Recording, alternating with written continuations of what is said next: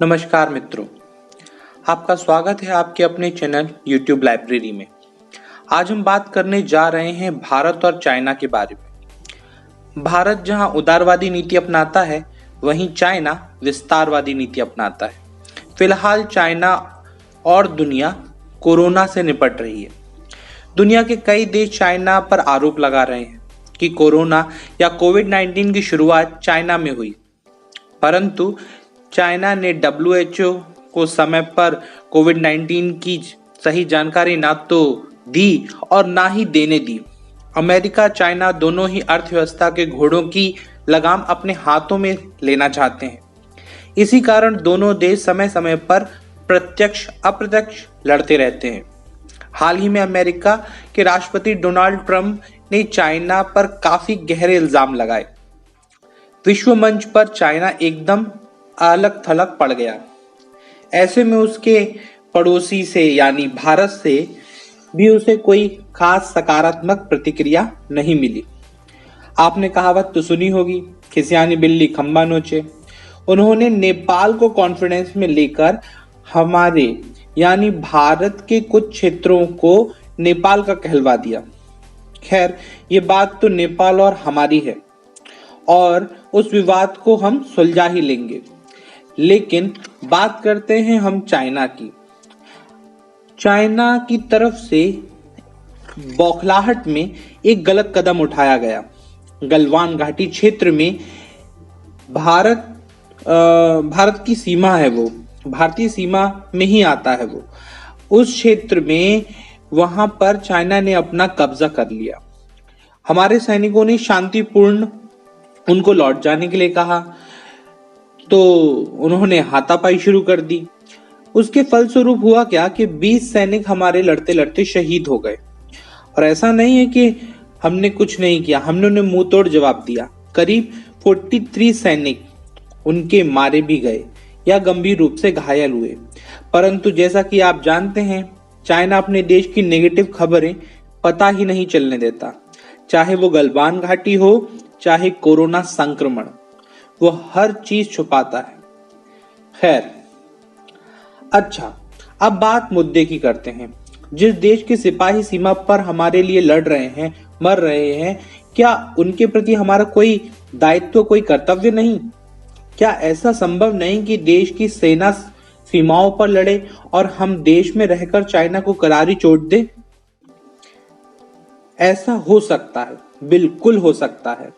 बस हमें बायकॉट करना है चाइना के प्रोडक्ट को। अब आप सोच सकते हैं, ऐसा करने से होगा क्या और ऐसा करना ही क्यों चाहिए? खैर, जो आपने अभी ले लिया है सामान, उसको बायकॉट नहीं करना। अगर आपके पास रेडमी, ओप्पो, वीवो, इस तरह के मोबाइल सभी के पास है, बिकॉज इलेक्ट्रॉनिक क्षेत्र में बहुत सारे मोबाइल हम लोग चाइना से ही परचेस करते हैं। अगर मैं बात करूं इलेक्ट्रॉनिक मार्केट में, केवल मोबाइल का शेयर जो है ना, उसमें 73% शेयर जो है वो चाइनीज कंपनी शेयर होल्डर करती हैं अपना। तो उस चीज पे तो आप जा ही नहीं सकते, लेकिन उनको आपको फेंकना नहीं है। लेकिन आगे से अगर कोई सा मोबाइल लें तो कौन सा लेना है? नोकिया ले लीजिए, सैमसंग ले लीजिए। एप्पल थोड़ा महंगा पड़ता है, लेकिन देश की आजादी से महंगा नहीं है। अगर आपके नवाबी शौक हैं तो आप एप्पल ले लीजिए, लेकिन चाइनीज प्रोडक्ट को अब परचेस मत कीजिए। और मैं इसलिए कह रहा हूं क्योंकि उनका एक ही फंडा है, वो सस्ता माल बेचते हैं। आज से 5 से 6 साल पुरानी बात करिए, जब रेडमी, शाओमी इस तरह का कोई मोबाइल नहीं आया था, आप चाहते ना चाहते वो भी माइक्रोमैक्स, सैमसंग, नोकिया, इन तरह की मोबाइल रखते थे।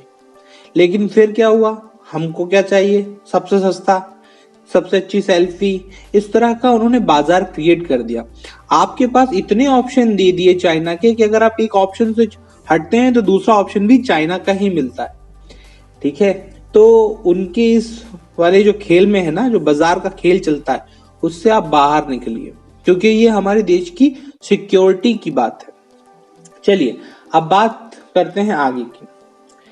चाइना अपने देश की कंपनियों से बहुत सारा टैक्स लेता है और उसको सेना पर खर्च करता है, तथा उनकी सेना देख ही रहे हैं आप, गलवान घाटी में क्या किया। खैर, अपनी विस्तारवादी नीतियों के तहत कई देशों की सीमा हड़प लेता है। याद है ना आपको हांगकांग अम्ब्रेला रेवोल्यूशन, अम्ब्रेला आंदोलन हुआ था। खैर, चाइना अपने देश में टैक्स कितना भी ले, किसी पर भी खर्च करे, उससे हमें क्या। पर गवर्नमेंट ऑफ इंडिया को इंटेलिजेंस डिपार्टमेंट ने 52 ऐसी मोबाइल ऐप के बारे में बताया है जो हमारी जासूसी करती हैं, हमारा पर्सनल डेटा चाइना को देती हैं। तो इसलिए आप इन एप्लीकेशन को यूज ना करें, और अगर करते हैं तो तुरंत अनइंस्टॉल कर दें। ठीक है, अब मैं इनके बारे में आपको समझाऊंगा। इन सारी एप्लीकेशन की लिस्ट में आपको दिखा रहा हूं, और इनको आपको अनइंस्टॉल कर देना है। साथ ही साथ इनके सारी एप्लीकेशन तो आप यूज भी नहीं करते होंगे, लेकिन जो फ्रीक्वेंटली यूज करने वाली एप्लीकेशंस हैं उनके लिए मैं आपको इंडियन ऐप भी दिखाऊंगा, और विदेशी जो अमेरिका से रिलेटेड होंगे उनको भी बता दूंगा। मतलब एक प्रकार से उनका अल्टरनेटिव दे दूंगा। आपकी इच्छा है, मैं भारतीय हूं, मैं आपसे हाथ जोड़ के प्रार्थना कर सकता हूं कि आप अपने देश के लिए थोड़ा सा अच्छा सोचें। आपका मन हो सके आप ऐसा भी सोचते हो कि हम क्यों करें डिलीट, मत कीजिए। अगर आप टिकटॉक यूजर हैं और बहुत ज्यादा उस पर वीडियो आपका मतलब पॉपुलर है, आपको उससे पैसा मिलता है, आपकी उससे इनकम है, आपका पूरा परिवार उस पर पल रहा है, तो मैं नहीं कह सकता आपको कि आप उसको डिलीट कर दें। लेकिन अगर सिर्फ आप मजे के लिए उसको इस्तेमाल करते हैं और उससे आप मतलब उसको डिलीट करने से आपको कोई ज्यादा फर्क नहीं पड़ेगा, तो तुरंत उसको डिलीट कर दीजिए। ठीक है ना। खैर, अब बात करते हैं आगे की।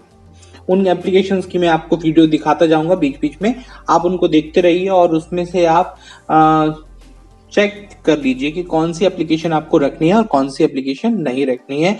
इंडियन ऐप भी है उसमें, और मोस्ट जो फ्रीक्वेंट यूज होने वाली एप्लीकेशंस हैं उन सब में मैं चाइनीज ऐप को भी बता रहा हूं और साथ ही साथ इंडियन ऐप के बारे में बता रहा हूं। स्क्रीन पर चल रहा है, देखते रहिए, आपको समझ में आ जाएगा। खैर, आगे बढ़ते हैं, आपको मैं और बातें बताता हूं।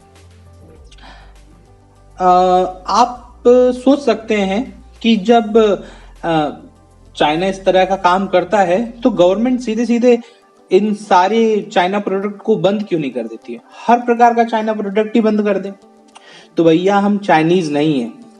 जैसे कि चाइनीज गवर्नमेंट या चाइना में गूगल, यूट्यूब, फेसबुक, व्हाट्सएप जैसी कंपनियों पर बैन लगा हुआ है, हम तो भारतीय हैं, उदारवादी नीति वाले, सभी से मैत्रीपूर्ण संबंध रखने हैं हमको। हमने सभी देशों के साथ समान मतलब जो समानता का एक तरीके से व्यापार बना रखा है। सामान का आदान प्रदान भी हम सारे देशों के साथ करते हैं। पाकिस्तान जैसे देश से भी अभी तक मतलब पूरी तरह से हमने उनको बैंड कर रखा है, लेकिन अभी भी कुछ ना कुछ हमारे और उनके बीच में सामंजस्य बाकी है, क्योंकि हमारी जो नीतियां हैं, हमारी उदारवादी नीतियां हैं, हम एकदम उनको भी, अगर उनके यहाँ पे अभी मिलिट्री बेस कैंप में मतलब आतंकवादी हमला हुआ था, वहां पे कई बच्चों को मार दिया गया था, तो भारत के कई लोगों ने उस पर अपनी संवेदनाएं दिखाई, क्योंकि भारतीय किसी का बुरा नहीं चाहते। भारतीय वसुदेव कुटुंबकम को मानते हैं, सारा संसार ही उनके लिए उनका घर है, कोई भी उनके लिए अलग से नहीं है, कोई भी अछूता नहीं है। खैर, ये तो हो गई भारतीयों की बात। भारतीयों की बात से आगे बढ़ते हैं। अब गवर्नमेंट ऐसा नहीं कर सकती क्योंकि उसकी एक ट्रीटी है या समझौते हैं, तो किसी भी देश के साथ जो समझौते करती है वो तोड़ नहीं सकती। परंतु भारत की जनता, वो तो भारत की मालिक है। हमारा संविधान की जो प्रियम्बल है यानी उद्देशिका है, उसका पहला वाक्य ही है हम भारत के लोग, यानी we the people of India. तो भारत के लोग ही इसको निश्चित करेंगे कि हमें क्या चीज रखनी है, क्या चीज नहीं रखनी है। कस्टमर किंग है, अगर वो चाहेगा और वो चाहेगा कि उसको ये माल चाहिए नहीं, ये सस्ता वाला माल नहीं चाहिए, वो चाइनीज माल नहीं चाहिए, तो दुकानदार भी उसको अपने पास नहीं रखेगा क्योंकि वो बिकता ही नहीं है। ठीक है ना। हम हर क्षेत्र में बढ़ चुके हैं, हमारा हर क्षेत्र अच्छा है। ऑटोमोबाइल सेक्टर में भी हमारे पास सब कुछ है, आईटी सेक्टर में भी हमारे पास काफी अच्छी अच्छी कंपनियां हैं, मतलब लगभग सारे क्षेत्र हमारे बढ़िया हैं। लेकिन हाँ, इलेक्ट्रॉनिक्स क्षेत्र जो है, जहाँ पे मोबाइल आ जाते हैं, जहाँ पे एप्लीकेशंस आ जाती हैं, वहां पे हम लोगों के पास या तो जानकारी नहीं है, और उस जानकारी के अभाव में कि ये इंडियन है कि कैसा है, मोबाइल में प्री इंस्टॉल ऐप मिल जाते हैं, हम उनको यूज करते रहते हैं। तो ऐसा ना करिए। अगर आप कोई एप्लीकेशन यूज कर रहे हैं या यूज करने वाले हैं तो एक बार गूगल ही तो करना है, पता कर लीजिए इसका हेडक्वार्टर कहाँ है, इसका पेरेंट कंपनी कौन सी है, वो बता देगा कि चाइनीज से रिलेटेड है। इवन आप चाइनीज को बाइकआउट मत कीजिए, आप तो उसको अलग तरीके से देखिए। बाइकआउट चाइना इसकी जगह आप कीजिए कि हम अप्रिशिएट करेंगे इंडिया को, हम कोशिश करेंगे कि इंडिया का प्रोडक्ट यूज करें। अगर ऐसा करते हैं तो हम इंडिया की जितनी भी मतलब कंपनीज हैं उनको बढ़ावा दे रहे हैं। जब इंडिया की कंपनी बढ़ेंगी तो रोजगार भी निकलेगा, रोजगार निकलेगा तो हम क्या करेंगे, उसमें और अपनी तरफ से भी कुछ इंप्लीमेंट करेंगे, और उससे ये होने वाला है कि हम दूसरों का विरोध ना करते हुए भी अपने लिए सकारात्मक पक्ष ढूंढ पाएंगे। ठीक है ना। और डेमोक्रेसी की तो परिभाषा ही है, of the people, by the people, for the people, है ना। तो हम चाहें तो चाइना के प्रोडक्ट को बायकॉट कर सकते हैं।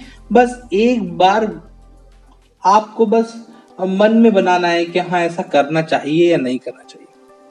खैर, मैं अभी भी हाथ जोड़ के आपसे प्रार्थना करता हूं कि अगर हो सके तो इन सारी एप्लीकेशन को डिलीट कर दीजिए, अनइंस्टॉल कर दीजिए। फिर भी मैंने आपको एक ऑप्शन दिया कि अगर आपकी पूरा जीवन ही उस पर निर्भर है, अगर आप बड़े टिकटॉकर हैं या फिर सब कुछ उसी पे चल रहा है, आपको उससे पैसा मिलता है, आपका पूरा परिवार उस पर आश्रित है, तो एकदम से उसको ना छोड़िए, धीमे धीमे छोड़ दीजिए, लेकिन कृपया करके छोड़ दीजिए। गवर्नमेंट ऑफ इंडिया की भी एडवाइजरी आ गई है अब तो। ठीक है, तो बस आज के लिए इतना ही। कोशिश करता हूं कि मेरे इस तरह का वीडियो आपको पसंद आया होगा, है ना। और फैला दीजिए इस वीडियो को, लाइक कीजिए, शेयर कीजिए, सब्सक्राइब कीजिए और देखते रहिए। जय हिंद, वंदे मातरम।